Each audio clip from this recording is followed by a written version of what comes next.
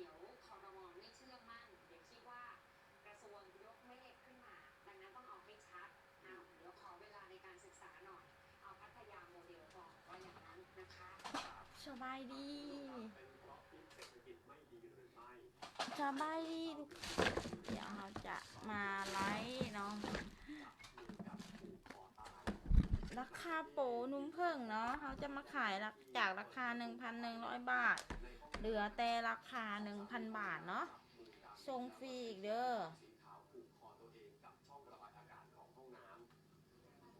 เดี๋ยวมีค่าแชร์ก่อนเนาะ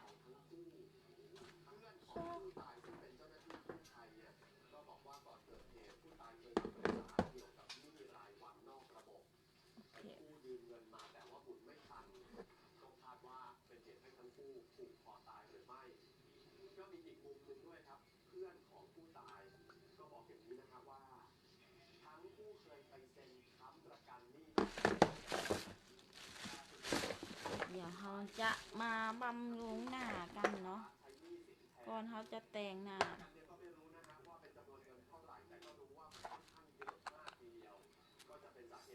ใส่โทนเนอร์นะ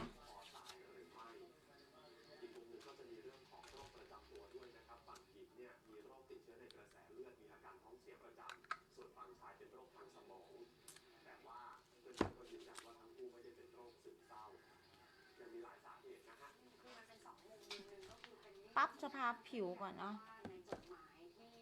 เขียนทิ้งเอาไว้เนี่ยค่ะเขียนเอาไว้ว่าของขายเนี่ยให้นาดาเอาไปขายเลยตู้กับข้าวรอบบ้านกล่องด้านหลังตรงปั๊มน้ำแล้วก็เขียนว่าแม่หนึ่งแม่รักกับชีวิตแม่รักลูกนะลูกคนเดียวที่ทำให้แม่อยู่จนถึงทุกวันนี้แม่ไม่อยากให้ลูกรับรู้อะไรแม่ไม่อยู่รบกวนลูกแม้แต่บาทเดียวเนี่ยค่ะเขียนหมดว่าแม่มีประกันให้ไปติดต่อเอาประกันสังคมประกันชีวิต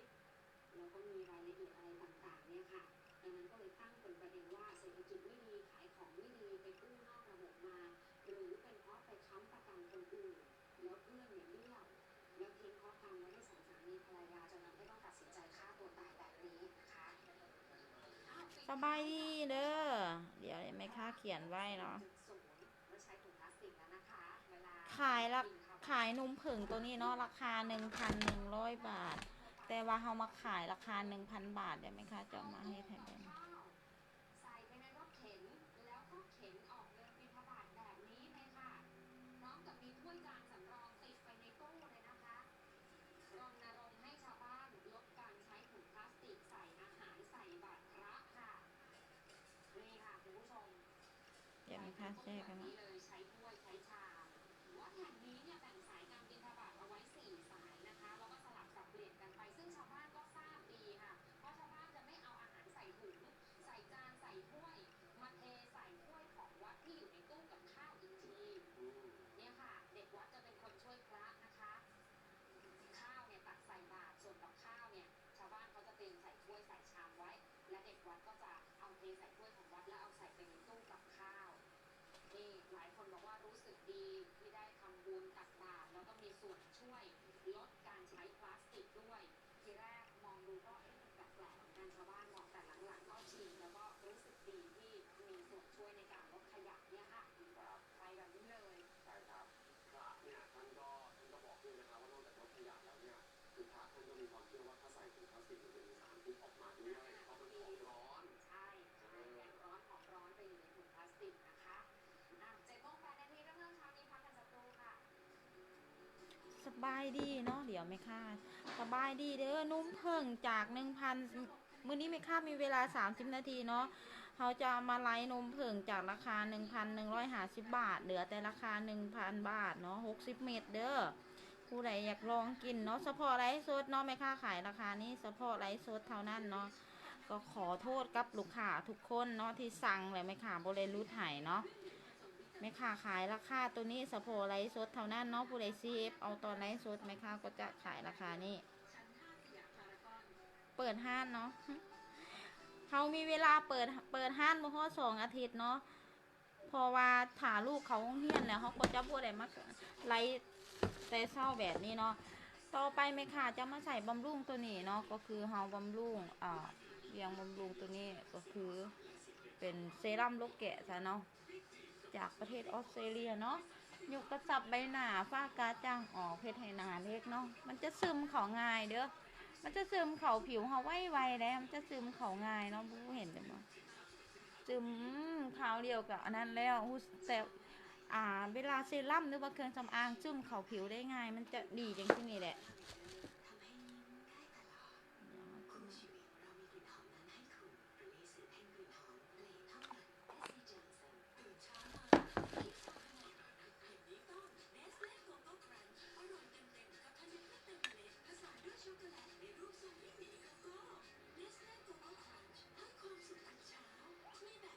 ครีมลกแกะทาแล้วแบบ หนานุ่มสุขภาพดีหูขุมขนกระสับเนาะหนาเด็กผิวดีนั่นแหละโดยรวมแล้วผิวหนาเขาดีเนียนนุ่มอมน้ำเนาะฝ้ากระค่อยๆจางออกสิวค่อยๆจางออกเนาะตัวนี้เนาะมันจะเวลาเขาทาแล้วเขาแต่งหนานะมันจะแบบว่าเฮ็ดให้หนาเขาแบบติดเครื่องสำอางได้ดีเนาะผู้ใดบ่เคยใช้เนาะลองซื้อไปใช้แล้วจะติดใจเด้อนี่ค่ะตอนเช้าบ่ค่อยจะลงอย่างละเอียดหลายเนาะค่ะแต่ว่าตอนเช้าก็สำคัญเนาะการบำรุงตอนเช้าก็สำคัญเด้อ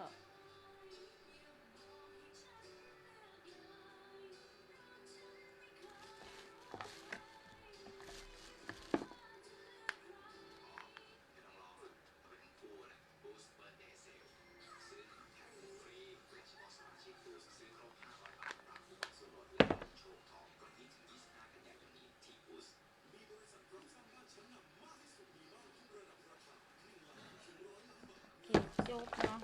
จะมาทาเซรั่มหนาว้าวกันตัวนี้เป็นเซรั่มหนาว้าวของเกาหลีเนาะทาแล้วผิวหนาเขาจะแบบเด้งดึงก่อนแต่งหนาผิวพรรณเขาก็จะดีเนาะเขาเนาะหนามันจะมีออร่าเนาะโอเคขั้นตอนต่อไปมื้อนี้พิเศษเนาะเครื่องแต่งหนาเขาซื้อมาใหม่เนาะเขาซื้อเครื่องแต่งหนามาใหม่อยากโชว์เครื่องแต่งหนาเนาะไม่ค่าซื้อมาแล้วแต้มสีปากเนาะโอเคเขาซื้อ3อย่างเนาะของ for YouTube เนาะหนาหักบอแต่ว่าไม่ค่ายังเลือกบ่ได้ว่าจะใส่สีใดเนาะถ้าจะเลือกเอาใส่สีนี้เนาะเป็นสีหาเนาะเดี๋ยวเขาจะมาใส่ให้เบิ่งเนาะอันนี้แกะกล่องเลยเนาะแต่ว่าก่อนจะไปแต่งหน้าเขาต้องทากันแดดเนาะสำคัญเด้อสาวๆกันแดดนะบ่ทาบ่ได้เนาะกันแดดเนี่ยนะบอกว่ามันสำคัญที่สุดแล้วกันแดดเนี่ยนะ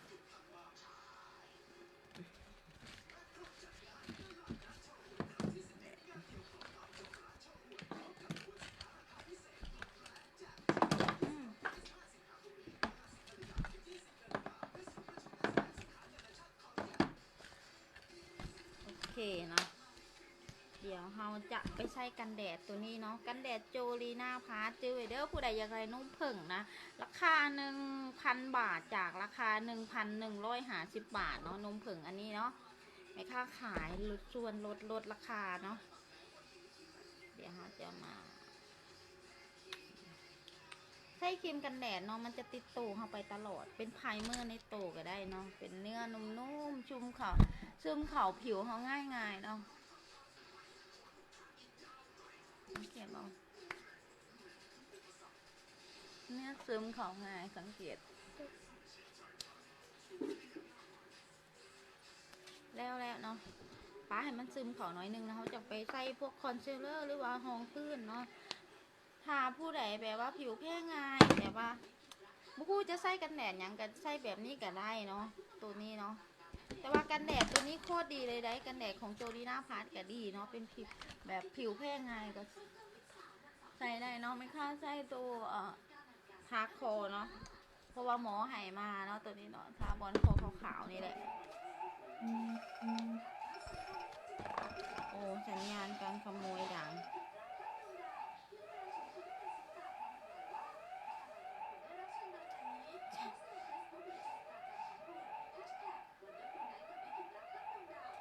ไม่ค่าของ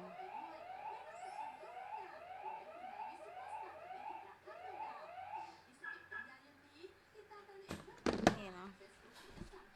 เดี๋ยว ต่อไปเนาะต่อไปจะไปใส่ตัวนี้เลยเนาะคือว่าลิปสติกนี่หลายขนาดแล้วเลยเนาะเขาจะมาใส่ตัวนี้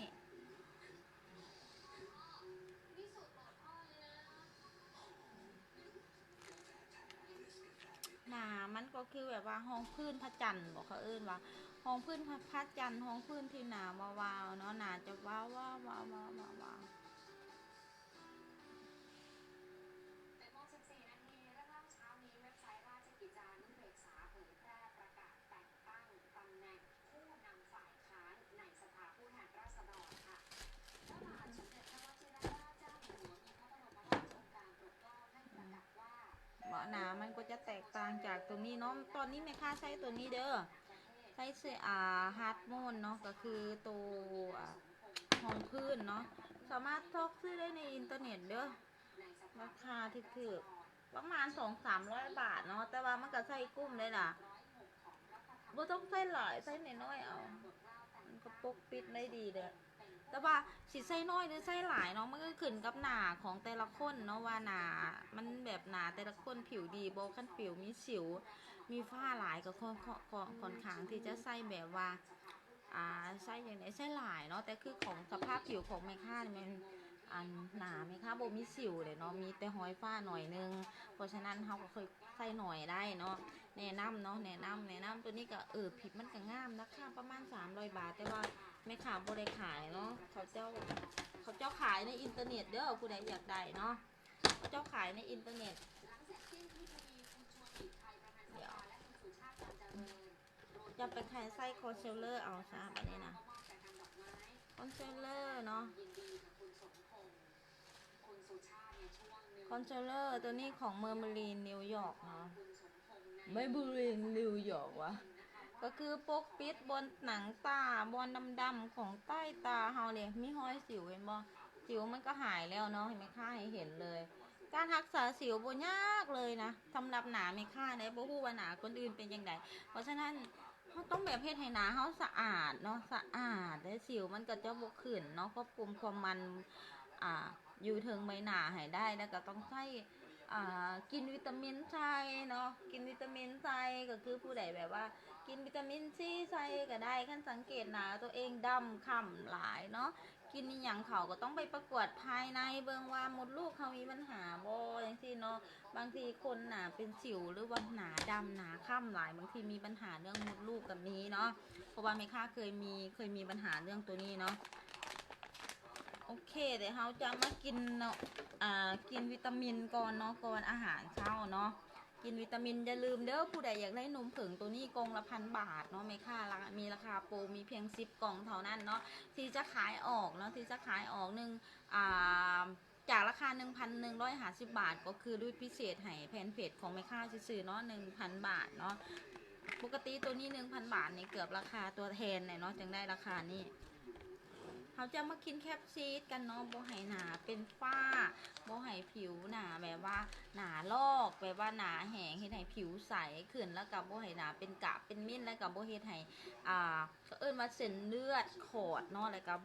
บ่ให้มีโอกาสเสี่ยงในการเป็นโรคหัวใจเนาะหัวใจอุดตันจังซี่เนาะกินตัวนี้เด้อเดี๋ยวแม่ค้าตอนเช้าแม่ค้ากินแต่2 อย่างเนาะก็คือกินแคปซีดกับตัวสลามเนาะสังเกตตัวสลามนี่เป็นยังสลามนี่เป็นต้านมะเร็งเนาะเฮ็ดให้ผิวพรรณดีขึ้นเนาะเดี๋ยวเขาจะมากิน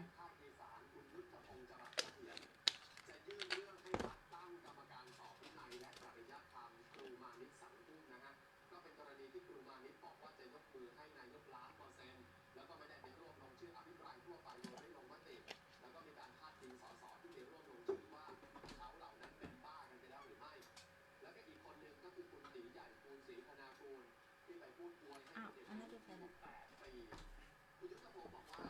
ตอนยังเคยพูดไว้แล้วว่าไม่นิยมคนเฉลี่ยรองเท้าทหารไม่นิยมหลังประจำด้วยและพรรคก็มีข้อบังคับเรื่องจะโอเคหลังจากเขาทาแล้วเลยเนาะเขาทาแล้วมันแห้งเนี่ยเขาจะไปทากับแป้งเนาะแบบนี้เนาะกับแป้งV2เนาะมันจะเฮ็ดให้หนาบ่เป็นคราบแล้วก็บ่เฮ็ดให้หนามันเนาะก็คือมันจะบ่เฮ็ดให้หนามัน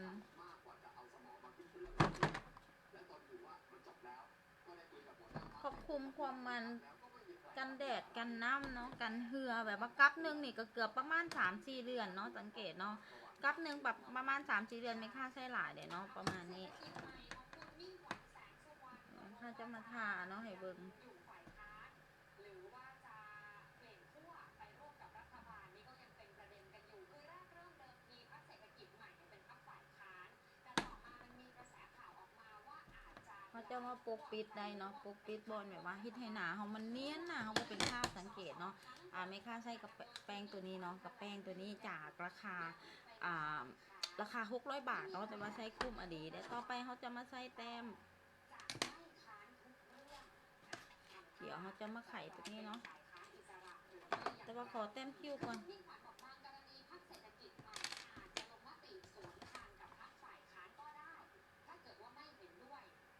ยอมรับว่าอยู่ฝ่ายค้านมันก็มีอารมณ์อึดอัดอยู่เหมือนกันเนื่องจากว่าฝ่ายค้านมุ่งเน้นเรื่องการเมืองมากเกินไป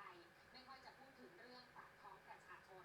เมื่อวานนี้6 ท่านเลยนะคะที่รวมตัวกันแถลงโต้กระแสข่าวว่าสสของพรรคบางส่วนจะย้ายขั้วไปสนับสนุนรัฐบาลพลเอกประยุทธ์คุณมิ่งขวัญเนี่ยเป็นคนยื่นไมโครโฟนให้สสพรรคทุกคนได้พูดยืนยันกับสื่อด้วยตัวเอง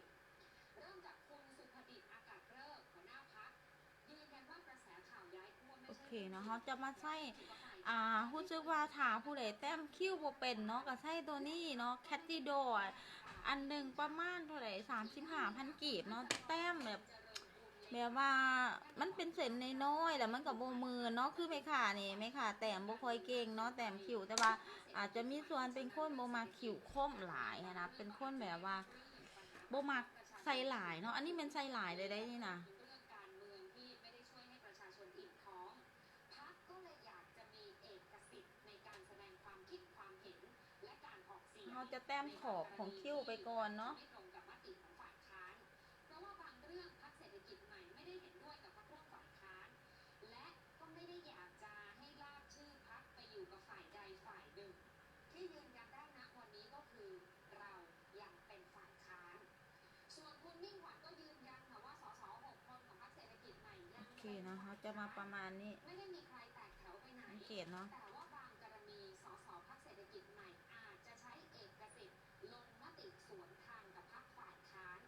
พรรคจะไม่ แต้มง่ายเนาะผู้ใดแต้มคิ้วบ่เป็นก็เฮียนแต้มได้เนาะอันนี้มันแต้มง่าย คุณมิ่งขวัญบอกว่าเวลามันจะเป็นเครื่องพิสูจน์การทำงานของพวก ๆ เรา แล้วเขาจะมาใส่ตัวนี้ในการหวีบ่ต้องเฮ็ดหัวมันเข็มเนาะเขาจะมาใส่มาคาร่าเอา ไม่ไว้วางใจพรรคเศรษฐกิจใหม่พร้อมเข้าร่วมด้วยแน่นอนและ โอเคเนาะแนะนำแคตติโดเนาะแคตติโดหาชื่อได้ง่าย UM Point อาจจะมีเนาะ UM Point หรือว่า U อันนี้อาจจะมีแม่ค้าบ่ค่อยจะชอบซื้อเครื่องยากหรอกเขาจะมาใส่ตัวนี้เนาะอย่าลืมนมผึ้งเนาะนมผึ้งสามารถกินได้ทุกคนในครอบครัวเด้อนมผึ้งสามารถกินได้ทุกคนในครอบครัวเนาะผู้ใดแบบว่าเป็นยาสามัญประจำบ้านเนาะนมผึ้งหั่นนะแม่ค้าบ่เคยขายรูทเนาะแม่ค้าขายรูทเฉพาะไลฟ์สดเท่านั้นเนาะมีโปร10 กล่องเท่านั้นเนาะจากราคา 1,150 บาทแม่ค้าขายแต่ 1,000 บาทเนาะซื้อเด้อมี60 มิลกลุ่ม2 เดือนเนาะนมผึ้งออสเวลไลท์ความเข้มข้นของมันจะสูงกว่านมผึ้งแบรนด์อื่นเนาะและก็ดีกว่านมผึ้งแบรนด์อื่นกินเพียงมื้อละเม็ดเนาะก่อนนอนเท่านั้นก็เฮ็ดให้สุขภาพเฮาดีขึ้นเนาะเฮ็ดให้ภูมิคุ้มกันเฮาดีขึ้นเนาะโอเคเฮาก็จะประมาณนี้เนาะคิ้วเฮาในค่ามาใส่ตัวใหม่เนาะมาใส่ตัวแบบว่าหากดซื้อมายังบ่ทันได้ใส่เนาะตัวนี้มันเป็นอีหยังอันนี้มันเป็นแบบทาหน้าเฮาเนาะทาหน้าทาแก้มเขาเอิ้นว่าเป็น You Heart Me บ่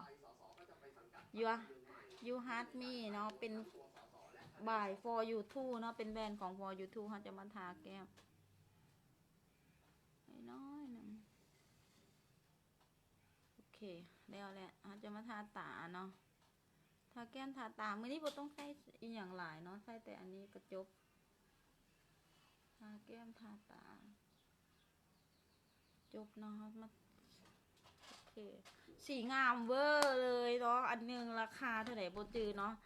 299บอกบ่จือเนาะแต่ว่ารู้สึกว่าสีงามเนาะเนียนเขาพัฒนาขึ้นตัวนี้เป็นคอลเลกชันใหม่ของ For You Too เนาะ คือตกรุ่นเก่ามันจะเป็นแบบนี้เนาะที่ไม่ค่าใส่เนาะตอนนั้นซื้อมาแจกลูกค้ามาหลายๆเนาะนี่รุ่นเก่ามันจะเป็นอย่างที่เนาะเนื้อมันจะเป็นอย่างที่เนาะเนื้อมันจะเป็นอย่างที่รุ่นเก่าแต่ว่าตัวนี้ก็เบอร์หาในเลิฟมีเลิฟหม้อเนาะน่าจะเป็นเบอร์หาตัวนี้เป็นเบอร์หาคือกันแต่ว่าสีงามกว่าแท้เนาะมันมีออร่ามีพายมือแบบว่าทาแล้วรู้สึกว่าอันหนาเขาเด็กลงเนาะโอเคเนาะผิวหนาเขาดีขึ้นเนาะอันนี้ตัวเองใส่เดี๋ยวมาทาตาน้อยนึงเอามือนี่เนาะเอามือเฮ็ดเบิร์ดเพราะว่าเขาบ่จำเป็นต้องใส่หลายก็ได้เขาสามารถเติมได้ระหว่างวันเนาะเดี๋ยวตัวนี้เนาะน้อยนึงแต่ว่ากุ้มเนาะเครื่องสำอางนี่เขาซื้อมาเนี่ยเขาทาบ่เบิร์ดดอกพาผู้ใดมากลิ่นเครื่องสำอางเนาะมันจะแบบว่ามีหลายรุ่นในเขาลิ่น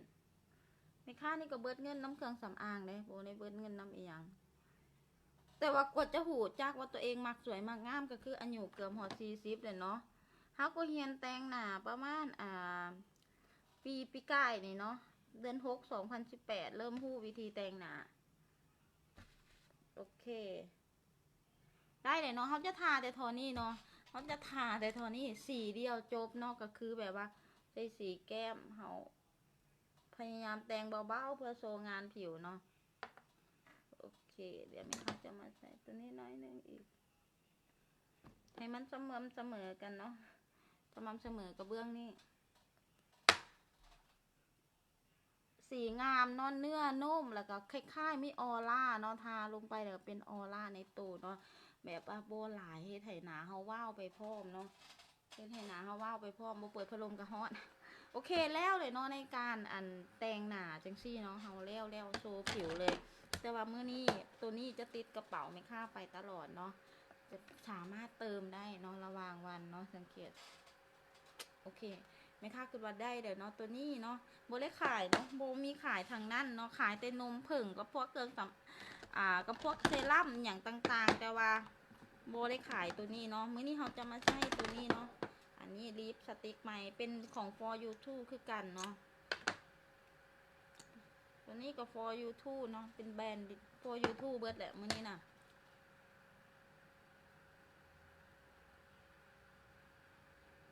สีลิปสติกแล้วเขาจะลง2 ข้างโอเคเนาะมันจะเป็นสีแบบนี้เนาะผู้สุขภาพผิวดีขนาดเนาะเดี๋ยวยังบ่ได้ใส่อันนั้นเนาะเดี๋ยวถ้าจะใส่เห็ดไหหนาอันนั้นก่อนเนาะเดี๋ยวจะลงอีกบาทหนึ่งตัวนี้เขาจะเห็ดขอบหนาเนาะก็คือเห็ดเชดดิ้ง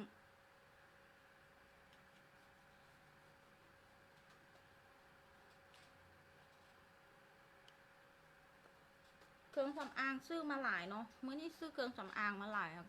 พยายามจะใส่มือละอันเนาะโอเค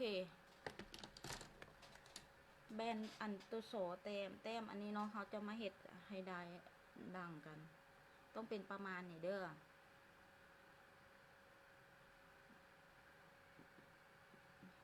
เห็ดให้เขามีดังเนาะมีคือว่ามีโอเคออกมามีดังเป๊ะเลยเนาะตัวนี้ซื้ออยู่ฮ่องกงเนาะแต่บ่ฮู้ว่าอันอยู่แถวนี้มีบ่ยังบ่ได้เลือกซื้ออยู่ลาวเฮาอาจจะมีถามเขาว่าขอซื้อเชดดิ้งไงคันบ่มีเชดดิ้งก็คือเอาตัวกับแป้งก็ได้เนาะกับแป้งเบอร์แค่เบอร์4เนาะเบอร์มันแก่กว่าหนาเฮานะโอเคเขาจะมาใส่ตัวนี้ตบใหม่เขาว่าติดทนนานมันจะติดจำได้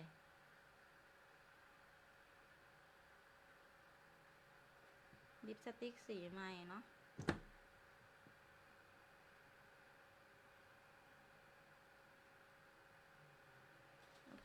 ลิปสติกสีใหม่เนาะก็สีงามเลยลูกค้า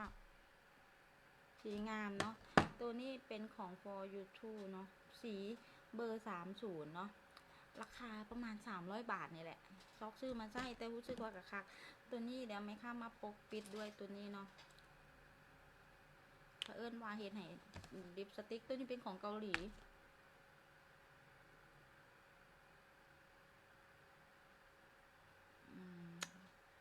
มันจะเป็นแบบว่ามีหน้ามีนวลนะโอเคจบเนาะจบในการติดนี้แล้วต่อไปเนาะอันนี้เขาจะติดกระเป๋าไปเรื่อยๆกับแป้งเขาจะติดกระเป๋าไปเรื่อยๆเนาะเวลาหนาเขามัน มันอย่างเขาก็ใส่ได้เนาะแล้วสังเกตไหมค่ะบริไซแบบว่าเป็นไฮไลท์เนาะรู้สึกว่าทากับแป้งอันเดียวแล้วไฮไลท์ทานี่อันเดียวแล้วมันมีไฮไลท์พ่อมนะมันเห็นให้หนาเขามีว้าวประกายนะสังเกตเนาะบริไซไฮไลท์เนาะแต่ว่าเดี๋ยวเขาเมียนเขาจะมาใส่สเปรย์เนาะฉีดก่อนแต่ขอขีดกีตาน้อยนึงเนาะเขาเอิ้นว่าไปใส่สีน้ำตาลเนาะเห็นไหตาแบบว่ามีขอบเนาะตาใหญ่ขึ้นหน่อยนึงแต่ว่าบ่มากขีดทั้งรูปเนาะ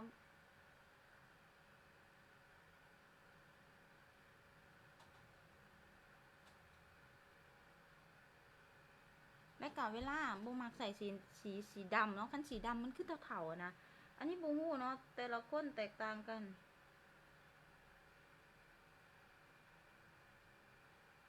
การแต่งหน้าบ่มีพิษมีถึงเนาะเฉพาะของแต่ละคนแต่งว่าออกมางามบ่เอิ้นว่าแต่ละคน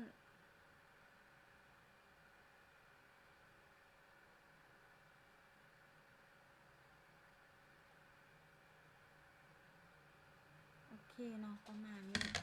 อันนี้ก็ซื้อมาแต่ฮ่องกงเนาะบ่ฮู้จะบอกไปซื้ออยู่ไสเพราะว่าซอกซื้อสีน้ำตาลยากอันนี้ก็เป็นสีน้ำตาลเนาะคือคิ้วนี่ก็เป็นสีน้ำตาลเข้มเป็นคนบ่มักใส่สีดำเนาะคันใส่สีดำเนี่ยมันคือจะเฒ่าหั่นนะก็ได้ว่าไปใส่สีอันนี้เดี๋ยวเฮาจะมาใส่ให้ได้บ่อนดังเนาะเฮ็ดให้ดังก็มีมิติกับอันนี้เฮารู้สึกว่ามันมืดเนาะอยู่ห้องมันมืดบ่หรือว่าจังได๋โอเคประมาณนี้อันนี้แต่งแบบเบาๆเลยขนาดแต่งเบาๆยังแบบว่าออกปานนี่เนาะเดี๋ยวเราจะมาฉีดสเปรย์ใส่เนาะเพื่อแบบว่าแล้วเนาะตัวนี้แต่ว่าขั้นผู้ใดอยากใส่มัคคาร่าก็ใส่เนาะเดี๋ยวเราจะใส่ให้เบิ่งไม่เข้าโบมักใส่มัคคาร่าปันไหนแต่ว่าขั้นเพื่อให้มันแบบว่าเต็มสเต็ปนะเราต้องใส่หน่อยนึงแต่ว่าเวลาทาต้องทาน้อยๆเนาะโบมักทาแห้งแล้วก็โบมักทาหลายเนาะพยายามเบามือสุดๆแต่มันก็ยังออกมาแห้งอยู่เนาะเพราะว่าขั้นเท้าแตงหนาพูดมันจะเบิ่งให้หนาเขามันเถาว่าต้องไปจ้างแตงหนาดอกเวลาเขาจะไปดองเขาลองเฮ็ดเขาเองเขาก็บริเสียเงินแตงหนาเท่านึงก็เป็นโอ้ยถือกระเทิงเป็น4-5 แสนโอ้มันเป็น1,500,000เนาะไปดองข้าวเดียวแตงหนาเฮ็ดผม1,500,000เด้อจังซี่เนาะเขาก็เฮ็ดเองเขานี่แหละ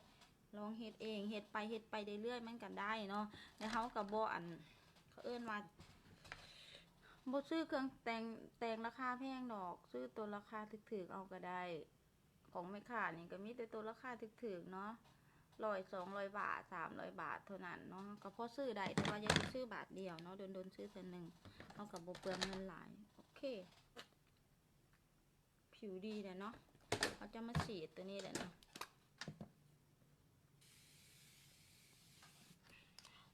ว้าวปั๊บเลยเนาะโอเคค่าจะไปเลยเนาะผู้ใดอยากได้นมผึ่งในราคา100 บาทเนาะโอ้เป็นราคา 1,000 บาทถามได้เนาะถามได้เฉพาะไลฟ์สดเนาะอินบ็อกมาเลยโอเคบ๊ายบายเนาะไปการก่อนเด้อ